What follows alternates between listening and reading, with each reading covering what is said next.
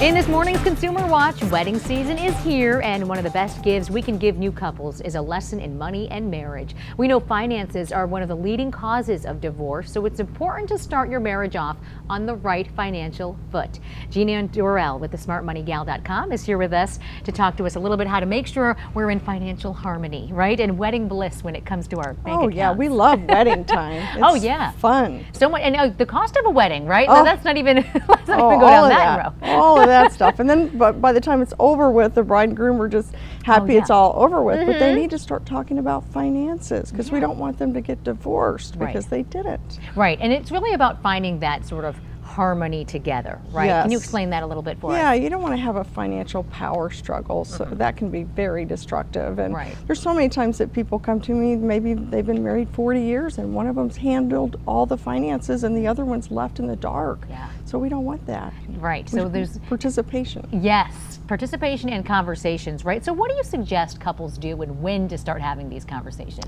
Well, I suggest 4 things. I think they should create a partnership. And the reason I say that is a lot of times they bring different incomes to the table. So typically you'd think, well, the breadwinner has veto power, but we don't want it to be that way. We want them to have equal decision making. Right, and now you also talk about agreeing on the goals. We should always have a goal, right? Yeah, financial goals in your financial future, you should have the same goals and sit down, make a date out of it. Talk about what you want for your financial future. And even when it comes to kids, right? I mean, even if you don't, maybe it's a second marriage or not, but for a first marriage, you don't have kids together yet. Right. At that age, you're not even thinking that far ahead. No, and you need to, because the kids will have financial struggles too if you don't address those. And they'll learn from your behavior as well, right? They sure will. Now, what's this fun funds? Okay, so normally when you get married, I recommend pooling the majority of your money, but it's also important to have a fun fund, and that way each person has their own fund and they can use it and not have to ask permission. And then ensure equal access. What's that one about? Well, we want to make sure that both of us know how to get online, what the passwords are, that sort of thing, so you're not left in the dark. There could be an emergency, and you need to know how to get to your finances and what's going on with them.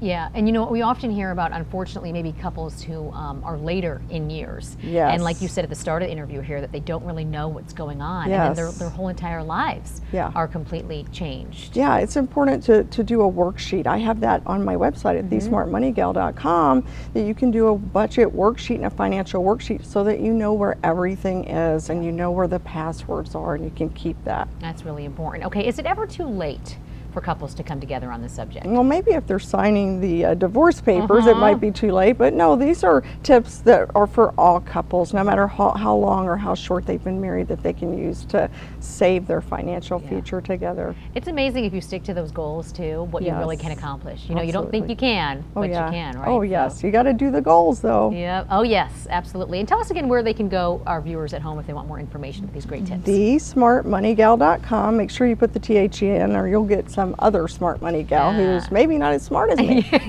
Well, that's for sure. All right, well, thank you for these very smart tips. We appreciate you being here again, Gina. Thank you, and we'll see you next time. All right. All right, sounds good.